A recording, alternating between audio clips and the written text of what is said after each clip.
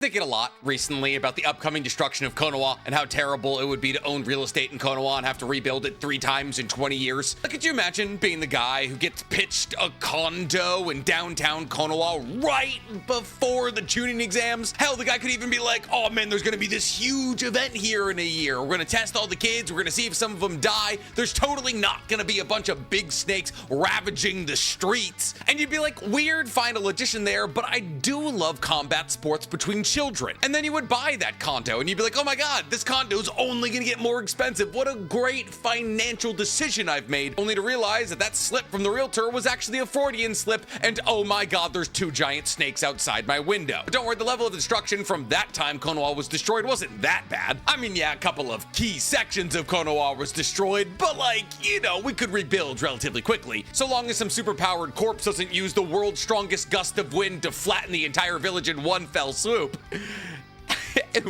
Right? That would never happen. What do you mean it happened 3 years later? But listen, after the snakes debacle, you got terrorist insurance coverage. So Yamato popped over to your condo complex and rebuilt your condo for the low deductible cost of 1 million Ryu. It's now been 20 years since the corpse flattened your domicile like a bug on its skin, and you're honestly starting to wonder yourself, do I even need to keep this terrorism coverage? Naruto's Hokage, and he's like the strongest. What do you mean his son killed him? Things are biting people and turning them into trees. I don't have tree coverage, I have terrorism coverage. Oh god, I lapsed on my payments. What do you mean aliens aren't covered on the terrorism insurance? There's an alien package? Since when? And then boom, a squabble between 2 adoptive brothers leads to the destruction of your condo that you bought over market price for the 3rd time in 20 years. And now you're stuck between trying to find the head shinobi of the insurance program, trying to keep your legs attached to your body as 2 kids with ridiculous haircuts battle it on top of their father's broken face. But since we do know that Konoha is going to be destroyed for a 3rd time in 20 years,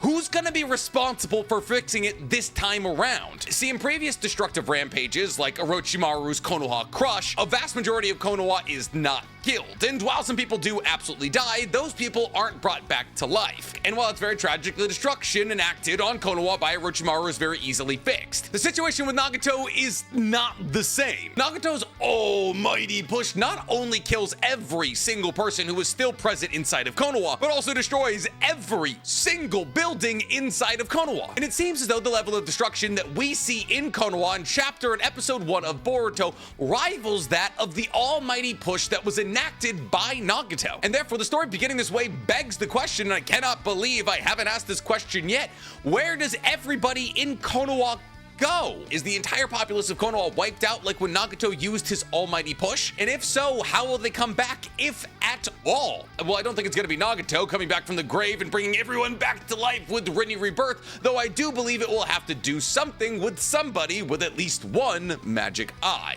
Because I believe the way Konoha is gonna bounce back from its 3rd total destruction lies in the hands of Eida. And maybe, more importantly than Eida, Boruto. Yes, that's right, because today we're talking Eida will save Konoha. But before we get talking on who's saving who, guys, please, for me, like this video, subscribe to the page, and hit that noti bell. But before we get into all that, today I gotta talk to you about a brand new sponsor to the page, Aura Frames. My holiday favorite gift. A gift so great I had to get one for myself and one for my loved ones. It's the holiday season, which means it's time to get into our holiday traditions. Growing up in my family, we didn't necessarily have the most standard holiday traditions though. We weren't the kind of family that would go to TJ Maxx and take some bad photos with our dogs in matching Christmas sweaters, though that does sound lovely. My family's one and only holiday tradition for the entirety of my time growing up was that on Christmas Day, we'd go skiing. The snow was good, the mountains were empty, it was a jolly time for all. And every single year we'd bust out some iteration of a Santa beard or a Santa hat and take a photo at the top of whatever mountain we were currently skiing on, whether that be in Breckenridge, Keystone, or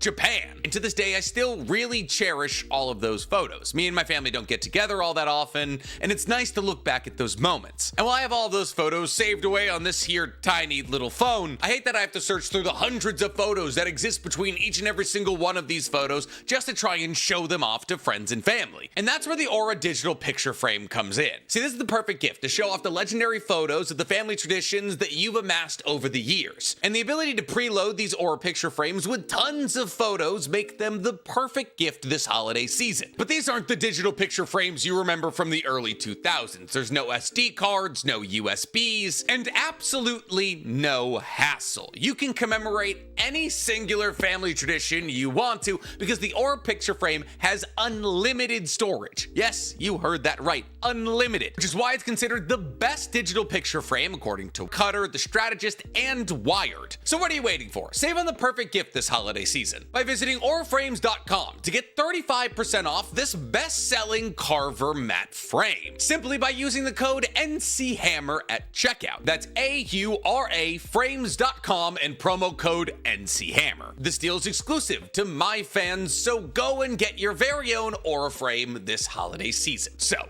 Konoha is going to be destroyed, and while we don't necessarily know how or why Konoha is going to be destroyed, we have some pretty good indicators of what's going to go down. If early text leaks of Chapter 17 of Two Blue Vortex are to be believed, Daemon has established in Chapter 17 that he wants to fight against Jura to see who amongst the two of them is the absolute strongest. And while Kawaki, maybe, and Boruto absolutely wouldn't pick a fight with Jura inside of Konoha because they understood what that would do to the surrounding area, Daemon doesn't care about what happens to Konoha, and therefore eventually when Daemon's curiosity finally gets the better of him and he has to figure out who's stronger, he or Jura, Daemon may very well pull up on Jura when he's at a bookstore and initiate a fight that he may or may not win. And that fight could lead to a series of events that eventually leads to the destruction of Konoha. Now, if this is the sequence of events that does lead to the destruction of Konoha, that actually would be rather interesting because both Daemon and Jura exist in very, very similar categorizations. Massive national level threats who have simply been allowed to exist inside of Konoha because nobody in Konoha can tell them no. And therefore, both Daemon and Jura are characters that Konoha has rolled onto its back and showed their belly to. So the two of them wondering who amongst the two of them is the strongest isn't that crazy. And the destruction that would occur because these two decided to duke it out could be as a way to dole out punishment for the weakness and willingness to allow these two to exist within the confines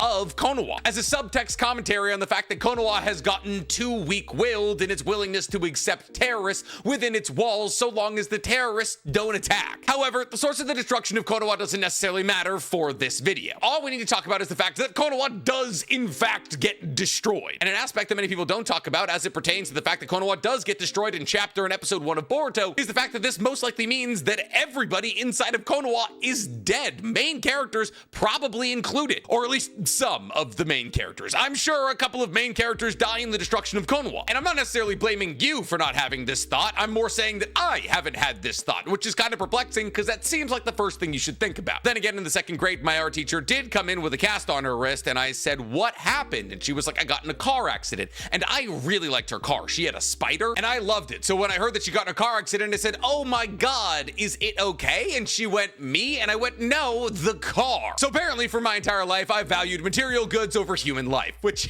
is I think a symptom of a psychotic or a sociopath. I don't know. I'm not going to therapy. But if this destruction of Konoha does lead to the mass extinction of all of the people who live inside of Konoha, that's bad news, even though it's quite literally happened before. But the last time that Konoha was eviscerated in its entirety and the entire populace was killed, there was a built-in way out of it. And that built-in way out of it was named Nagato. Because after Nagato's superpower, the Devapath, to use an almighty push that destroyed the entirety of Konoha in one fell swoop, after being talked at for a grand total of 3 to 5 minutes by Naruto, Nagato decided to use what was left of his chakra to use Rinne Rebirth to bring all of the people that were killed through the destruction of Konoha back to life. And Nagato was able to do this because of the immense amount of chakra that Nagato had. See, because Rinne Rebirth is usually only supposed to be used to bring one person back to life, like when we saw Obito be forced to use it by Zetsu to bring Madara back to life in the 4th Great Shinobi World War. However, because of how insane Nagato's chakra levels were, and because everybody had died so recently, Nagato was able to bring back hundreds of thousands of people in one jutsu move. And while Rinne Rebirth didn't rebuild all the buildings that Nagato destroyed, that's what we have Yamato for. Yeah, we're not so upset about Orochimaru's experiments now, are we? Oh no, Orochimaru, don't kill those kids, unless, you can build a contractor who we can make work for free,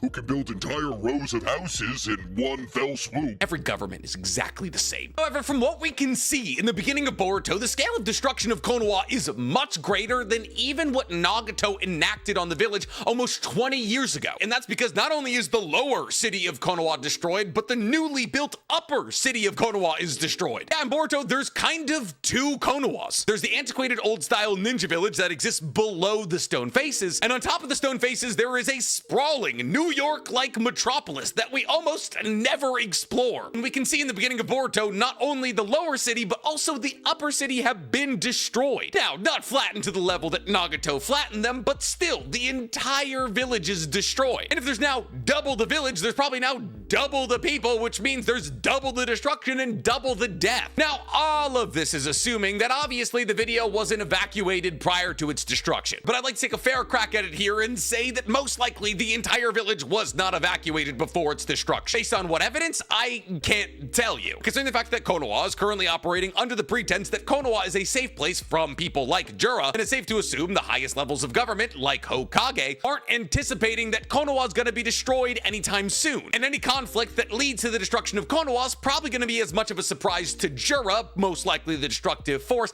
as it is to the citizens of Konoha. Because as I've currently theorized, the two things that I believe will lead to the destruction of Konoha is either Kawaki pressing his luck or Daemon pressing his luck. And both of those things would happen in Konoha because the bookstores that Jura are going to are in Konoha. And while Kawaki cares about Konoha a little bit more than Daemon, probably not enough to not press his luck against Jura. So how is the entire population of Konoha gonna come back to life? Well, some of you might be saying, Rinny Rebirth. And here's the thing, that's not impossible. See, because as it currently stands, there's actually probably more Rinnegan in circulation than there has ever been in the history of the Naruto universe. There's currently 5 Shinju walking around with 2 Rinnegan in each of their faces. However, I bet a fair sum of money that either Ryu or Matsuri or both of them isn't going to come out of the battle against Team 7. Even if Ryu and or Matsuri did come out of the battle against Team 7, why would they be the people responsible for using Rinne Rebirth to bring the entirety of Konoha back to life? From the perspective of the characters, it doesn't make any sense. Narratively, it doesn't make any sense. They're 2 of the least important Shinju. So for them to take center stage in a moment like bringing all of Konoha back to life by giving up their life would be kind of wild. And therefore, if you really want to sit down and think about the possibility of a Shinju using Rinne Rebirth to bring all of Konoha back to life, only 2 answers make any sense whatsoever. The first answer is kind of a curveball, and that answer could be Jura. But Nick, you're probably wondering out loud right now, why would Jura, who's most likely responsible for the destruction of Konoha, give up his life to bring every citizen of Konoha back to life? Well, establishing that Jura has a love and respect for what Konoha has built could be more than just a way to stall the plot until everybody's ready to fight against him. Because, well, yes, it does do that. This could also be a way to set up a character development arc where Jura is forced into a situation where he has to battle against somebody who's almost on par in strength with him, and therefore he has to take the battle somewhat seriously, but unfortunately the battle's taking place in a place where he doesn't want to fight, which would lead to the destruction of Konoha, therefore destroying its scientific mind, its bookstores, its archaeological history, and so on and so forth. Essentially, Jura would be accidentally destroying a treasure trove of information that he hasn't been able to dive into fully yet, and possibly at the end of a fight against Boruto, Kawaki, or maybe even Daemon, Jura could come to grips with the fact that the thing that made Konoha so incredibly special was the people who built Konoha. And therefore, in a moment of almost human-like awakening, with a character development arc that would very closely resemble that of Meruem's, in Jura's final moments, he could use Rinne Rebirth with the insane amount of chakra that he has access to as a Shinju and bring all of the deceased Konoha back to life. That would be cool. In fact, that'd be really cool. It would obviously loosely reflect the plot of the Pain arc. However, the violence and destruction brought to Konoha wouldn't necessarily be Jura's fault. Jura would be forced into this fight and would have to fight it reluctantly against either Daemon or Kawaki. And the take-home message that drives directly to the heart of Jura wouldn't be, oh, the mission I was on was incorrect. I shouldn't have tried to instill as much pain into the world as a great equalizer as possible, but rather, oh, I now understand what it is to be human and therefore understand the weight of a human soul and how much they can bring to this great, beautiful world. And therefore, I should try and preserve as much human life as possible so they can continue to go on and create great, beautiful things for the next person who wants to consume all information to consume. And therefore, while there's absolutely similarities with Nagato's character arc, I do think there's enough differences where Jura's character arc could be seen as entirely different and uniquely profound. However, if any Shinju's gonna use Rinne Rebirth and give up their soul to save all of Konoha, I don't think it's gonna be Jura. It rings too close to Nagato, and if you're gonna be completely copying Rinne Rebirth, bringing all of Konoha back to life,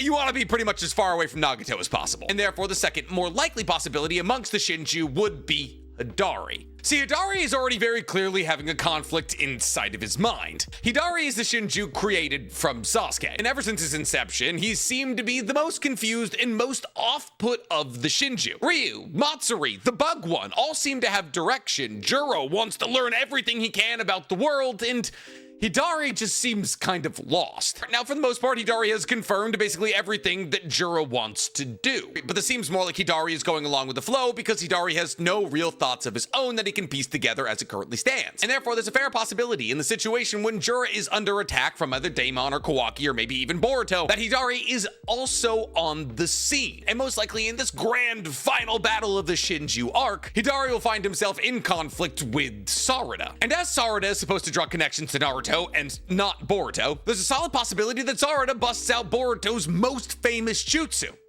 Talk no Jutsu. And maybe after realizing the error of his ways and remembering the life he lived before he was Hidari, Hidari uses the last vestiges of his power and his Rinnegan to use Rinne Rebirth to bring everybody in the village back to life, not only erasing Hidari as a concept so Sasuke can come back into the story, but also showing us that Sasuke has been in the story the entire time, kind of trying to break through the mask of Hidari. This not only makes a relatively complex character in Hidari, who's somewhat been overshadowed by other bigger characters taking a step forward into the limelight, more complex, but it also gives them a fantastic ending to their story. On top of this, it kind of makes Sasuke a pseudo-hero while avoiding the Nagato trope pretty hard. I mean, yes, obviously Sarada would have to talk Hidari into using Rinne Rebirth to bring everyone back to life, but it's more like a mind control thing than a switching your ideology. If I'm being real with myself, I don't really see either of those situations happening. See, not only do I think it would be absolutely insane to bring every citizen in Konoha back to life with Rinne Rebirth twice, but we also see in both episode and chapter 1 of Boruto, when Boruto and Kawaki are having their face-off, that on top of Konoha being utterly destroyed, both Boruto and Kawaki are kind of scuffed up, like they've been in some kind of fight previously, and while that fight could have been against each other, I'm assuming that it's against somebody else. And if we're hypothetically assuming that the destruction of Konoha comes during the Shinju arc, and that the climax of that arc is either Hidari or Jura using their life force to bring all of Konoha back to life with Rinne Rebirth, it would be kind of wild after the conclusion of this fight in the rubble of Konoha while people were trying to claw their way out from under the stone that they just awoke under, that Boruto and Kawaki would continue on with their incredibly high caliber fight. See, Boruto and Kawaki are beginning their fight on top of the stone faces, and very clearly it was a fight that destroyed Konoha in the first place. If everybody inside of Konoha had just been brought back to life, they probably wouldn't do this fight once again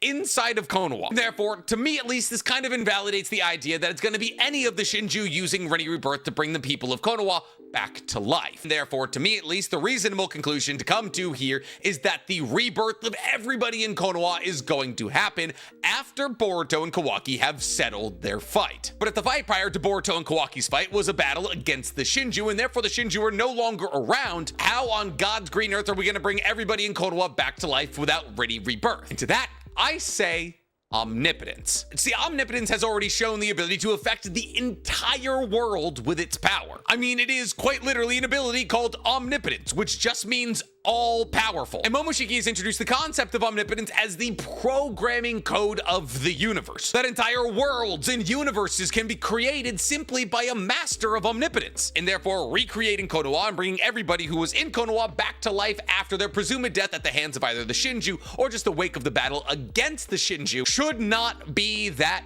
difficult. But there's almost definitely some of you out there who are saying, okay, but then why would Kawaki wish for Konoha to come back? You established earlier in the video that Kawaki cared so little about Konoha that he would actively start a battle against Jura inside of Konoha without worrying about what the consequences of the fallout of that battle would be. So why would Kawaki use an omnipotence wish that would maybe mess with his first omnipotence wish to bring everybody in Konoha back to life? And to that I say, the moment in which this wish takes place is important. See, because I'm estimating that this omnipotence firing is going to happen after the conclusion of Boruto and Kawaki's fight. And if we know anything about Naruto IP, the conclusion to Boruto and Kawaki's fight is gonna make Kawaki realize the error of his ways. That he should trust Boruto, that he was in the wrong to cast Hinata and Naruto into the Daikokuten, that Boruto is gonna be an incredibly invaluable asset in the battle against the Otsutsuki, and that the people of Konoha accepted Kawaki for who he was, even though Kawaki couldn't do that for himself. On top of this, like I said, there is a fair possibility that in the destruction of Konoha, main characters of Boruto will die. One of those possible characters being somebody like Himawari. And thus, after Boruto defeats Kawaki, Boruto makes Kawaki realize the importance of Konoha and the importance of his found family, the importance of trusting and believing in those around you, something Kawaki's currently not doing. And thus, Kawaki uses this omnipotence blast with the help of Eida to bring all of Konoha,